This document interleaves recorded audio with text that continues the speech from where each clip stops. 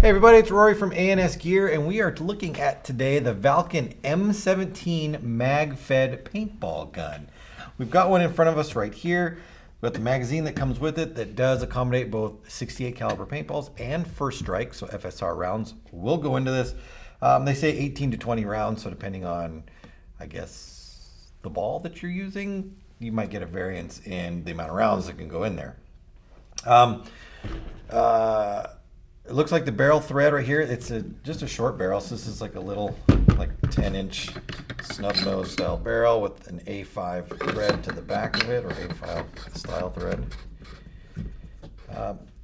The gun itself internally, we'll pull it apart real quick so you can see it, is very similar to, I want to say, the way like a TIPX works, a blow forward style gun.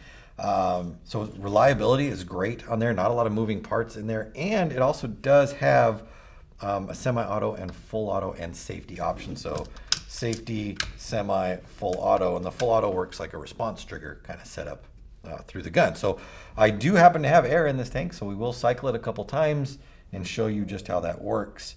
Collapsible stock on the back side here, so we can slide this around depending on how you want to do it or where you want to go. You know, you can adjust that to accommodate your needs stock-wise on there. And then, what else did I want to tell you? Mag release on the bottom, nice big mag well down there. Comes through the top right there. Again, cut for first strike or 68 caliber, and then wind up like we've seen on a lot of the other mags right there. So you just wind it until it, you feel the tension on there, and then you can feed your paint in there. Release is right here on the top. Boop. So when you drop that in there, it pushes that button down, releases, and starts to feed this. These are your shaped projectile or your 68 caliber ball up into the gun. This side right here, you can take this side off and it gets you to your detent.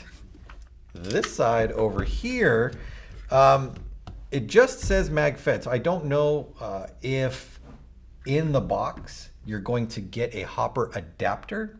At this point, I don't think you do, but this can be removed, and it looks like at some point they might consider having a hopper adapter on there. So you want to run that in. If you did do that, you would need to have some sort of magazine that came in from the bottom here that was a dummy mag that didn't allow the paintballs to push against this. If you put this magazine in here and you start feeding in from the top, you're going to be pushing this down, and that's not going to work. Balls are going to, you can have all sorts of problems on there. Let's see what else we got here. We talked about the collapsible stock. Oh, velocity adjustment. Kind of a cool little spot for that, and that's back here. You can see that there's a nice big display right here, readout that says FPS, feet per second. Turn this way to increase, this way to decrease. Now, when I first got this, I was like turning this thing and like trying to actually turn it by hand. It's not the whole thing that you spin. It's the screw that's on the inside right there. So you're going to turn that set screw to adjust velocity inside of there. So let's cycle a couple rounds through it. Here's our safety right there. I am going to put my hand over the front of it and put the magazine in it to try to keep the sound down to a minimum because it is loud.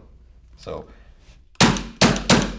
there's our semi-auto, and then flipping it over to the full auto section. If you pull the trigger and just crank it down in the full auto setup, it won't shoot.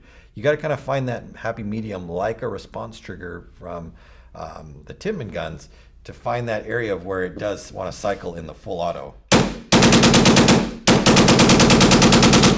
Like that. So you get nice consistent recoil and full auto cycling, full auto style, without having any electronics in the gun. There's no battery in this or anything. It's just your semi-auto and your full auto style shooting right there, and then safety over there on that side. Let's open this up real quick. Pull this off of here and then get this out of the way so you can see how easy it is to field strip the gun and get down to nothingness.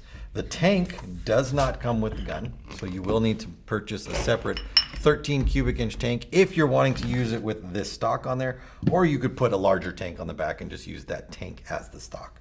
It's up to you on that one. Let's get this out of the way. So there are two pins on the back side right here, and this is loose. it's meant to be loose. So this will always kind of move around on you. I tried tightening that down and it doesn't do anything. So field stripping, there's 2 cotter pins on the back side right here, which you can just pop out. Remember, don't lose those because you will want them. And once the pins are out, there's 2 little washers. You don't want to lose those either.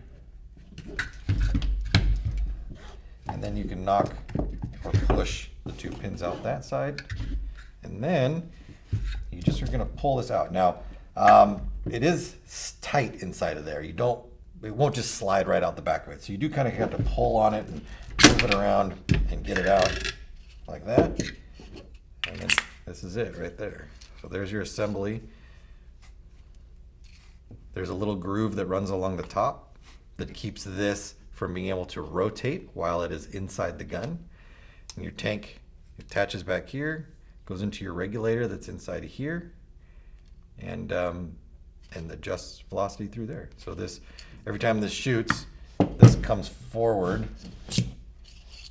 compresses that spring down, and then shoots and lets the air out, and then the spring pushes this back and recocks itself.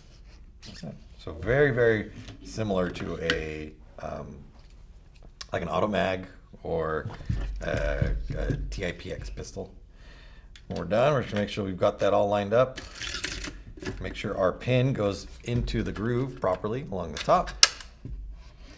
And just like a Spider, if you've ever owned a Kingman Spider or a gun like those, like a Piranha or something like that, when you go to put this in, the sear is up and is in the way.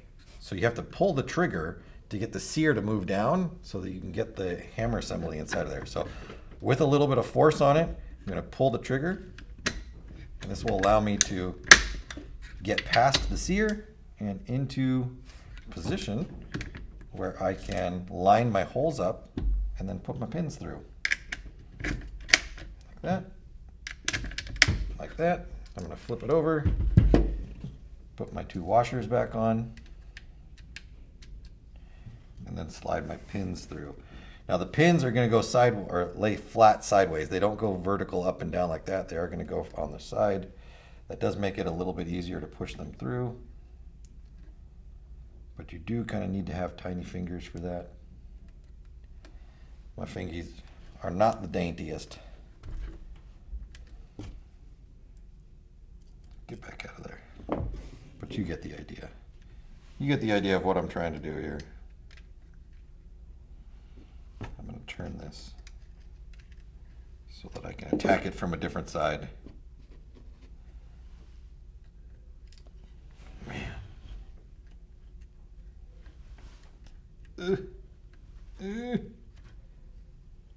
There we go. One. I'm going to turn this one down here. I can do it this way. There we go. Much easier if you kind of turn them so you're not fighting this with your finger to try to get it low enough to get it on there. It's an all composite setup right here, so it's nice and lightweight. It's very sturdy feeling. It's got a lot of grip to it. Rail system at the front, so if you want to attach stuff to the outside of it, that's not a problem. A very, very cool design internally. They're going for just a gun that is going to be robust and will just work through anything and just keep on working. And we know that this system is tried and true and it works phenomenally for what this gun is trying to accomplish. I like that they've added in this response trigger style full auto assembly inside there. Seems to work really nicely inside there. You can put other barrels on it. I'm sure there's going to be a ton of accessories for it. Comes with some flip up sights. It's got everything you need. New Valken M17 Magfed Paintball gun. Get yours at ansgear.com.